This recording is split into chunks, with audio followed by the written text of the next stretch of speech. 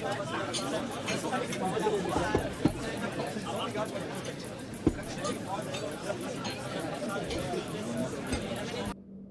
everyone, Alan here. I'm here to do the 10, now it's not on this phone. It's the 10 books that have been on your shelf for over a year that you might get around to reading, you might not, you might want to, you might not. I have some stories about all these 10 books, and I'll tag a few people in no particular order. And if you're mentioned in this tag, you're tagged. But I saw James at Quaint and Curious Volumes. I think it was Wednesday. He actually did like a Tag Tuesday on a Wednesday. And I mean, this is a Saturday evening, and I'm doing a tag. And I often do it like that, or I do tags on Wednesday too, but I made a kind of a big deal about it, saying I didn't know we could even do that. So here we go, another tag on Saturday. And the first book that's been on my shelf for years is Charles Dickens, Little Dorrit. And also, if some of these are your favorite books, so let me know if you've read them. And I won't get around to this. I adore David Copperfield and have a nice edition of it, but I'll never get around to this. Off to the little free library it goes. Well, how about Joseph Heller, though, Catch 22? Everybody's read that, haven't they? Not me. This is a nice edition, too. It has a bookmark. And Patricia H, commenter extraordinaire, sent me this. I'm going to keep it because it's classic, and Big Hard Books and Classics, right?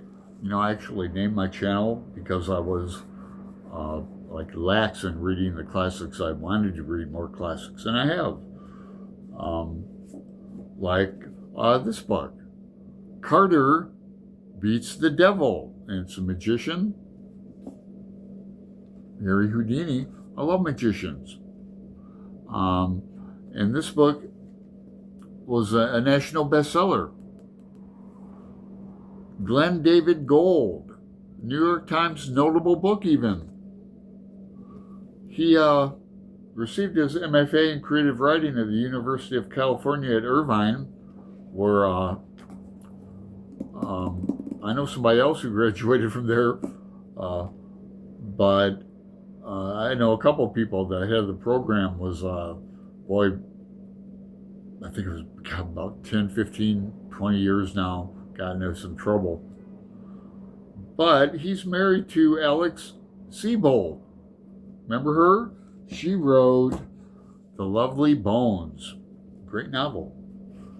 What about The Master and Margarita? Now, anybody who might remember, I've mentioned this book before on the channel because I've never read it. I want to read it. Everybody raves about it. It was been recommended. This edition has such small print. I am just not excited to read it. I would read this along with audio. And I've been trying to get somebody to buddy read this with me. Anybody? Anyone? Okay, Brian at Bookish I'm going to mention a couple times. At Night, All Blood is Black. I've had this book on my shelf for a couple years and unread. And it's a thin book and, good font. I could read it in a weekend. I'm going to put this on my TBR. Another recommendation from my buddy Brian. W.G. Sebald, The Rings of Saturn. This book, I have tabs because it has pictures in it and illustrations. Is a photograph. But I don't know much about Sebald, and the tabs are not on any of the photos. Wow, there's some cool illustrations. I think I saw some writing in here too. I'm flipping through it.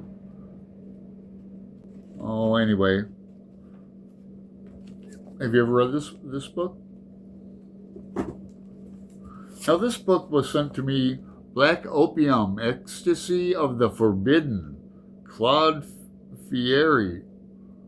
It's a, I think, I'll just read, semi-famous book published in 1911, tour de force of 20th century drug literature. James Joyce's short stories bear comparison with James Joyce's Dubliners, published 7 years earlier. Harks back to the prose of the late Romantics and Decadents, like Rimbaud and, okay. GBR is sent to me by a booktuber that doesn't do booktube anymore. Here's an interesting book. Coffee. Now, I'm going to shout out my friend Pat, Book Chat with Pat. She might have read this. The Last Hurrah and The Edge of Sadness by Edwin O'Connor. Edwin O'Connor was an American journalist and novelist of Irish descent, and he was born in like 1918, died in 1968. I have no remembrance of why I have these two novels, or who recommended them to me. The Irishman, I know that, I remember that, but he writes about politicians and priests. I'll save it. Now we're getting into two novels. I saved the best one for last for me, but the Quinn Quicks. I've had not one but two copies of this. I put one in a free box last year, I think, but this sounds like a great book. It's has maps in it. I like maps. Roz at Scaladellian about the books enjoys maps. There's more maps in here. I just passed it, yeah. Or this is a family tree.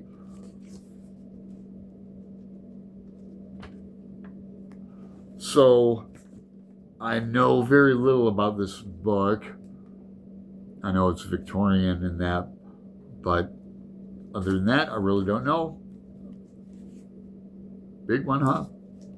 Now, the last book, Heinz Kidnapped, Greg and another bibliophile reads, who tagged me in this, mentioned. I love finding bookmarks and things.